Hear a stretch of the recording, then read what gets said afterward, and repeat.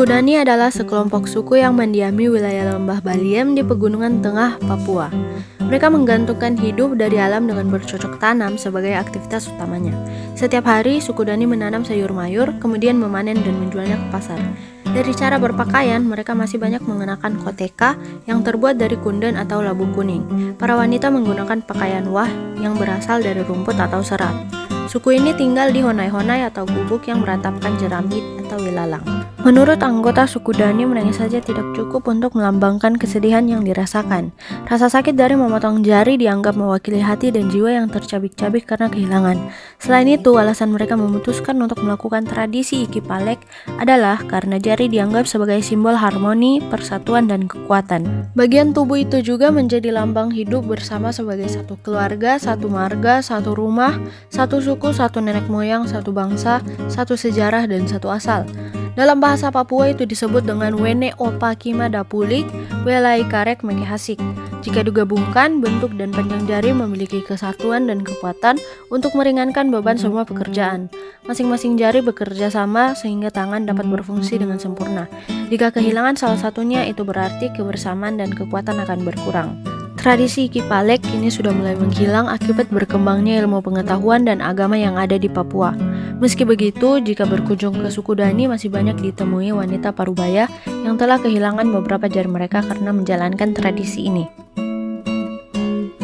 Rambu Solo dari Sulawesi Selatan adalah sebuah upacara pemakaman secara adat yang mewajibkan keluarga almarhum membuat sebuah pesta sebagai tanda penghormatan terakhir pada mendiang yang telah pergi.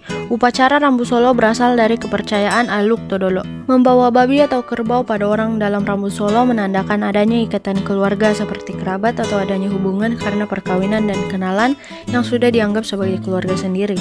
Ada dua jenis pemberian hewan dan keluarga atau kenalan pada orang yang sedang menghadapi pelaksanaan upacara Rambu Solo, yakni pemberian sebagai tanda kasih dan turut berduka, sebagai kerabat dan pengembalian pemberian yang telah diterima di masa lalu. Tingkatan dalam upacara Rambu Solo menunjukkan strata sosial masyarakat. Tingkatan tersebut memiliki 4 macam, yaitu yang pertama upacara dasili. Upacara ini untuk strata terendah dan untuk anak yang belum bergigi. Yang kedua, upacara dipasang bungi, merupakan upacara untuk rakyat biasa atau rakyat merdeka. Upacara ini hanya memerlukan waktu 1 malam. Selanjutnya, upacara di Batang atau di Goya Tedong merupakan upacara untuk bangsawan menengah dan bangsawan tinggi yang tidak mampu. Upacara ini menyembelih 1 ekor kerbau setiap hari selama upacara berlangsung. Kerbau diikat pada patok dan dijaga sepanjang malam dengan keadaan tidak tidur. Dan yang terakhir, upacara rampasan merupakan upacara untuk bangsawan tinggi. Biaya yang besar dalam menyelenggarakan upacara Rambu Solo ditanggungnya oleh seluruh anggota keluarga. Setiap keluarga berpartisipasi dalam acara tersebut.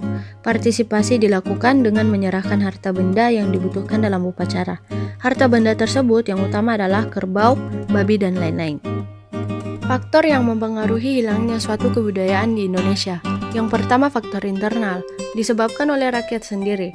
Banyak masyarakat yang karena perkembangan zaman mulai mengabaikan budaya yang sudah ada. Selain itu, karena perkembangan ini, masyarakat juga sudah berpikir secara luas, hingga muncul pihak pro dan kontra mengenai suatu kebudayaan. Contohnya, ada beberapa budaya yang sengaja dilupakan dengan alasan sangat ekstrim dan membahayakan. Yang kedua, faktor eksternal, disebabkan oleh pengaruh luar. Banyaknya informasi yang datang dari luar menjadi penyebab terkikisnya kebudayaan Indonesia. Sudah banyak budaya asing yang telah datang dan tumbuh di kelompok masyarakat, yang membuat minat masyarakat pada kebudayaan Indonesia berkurang.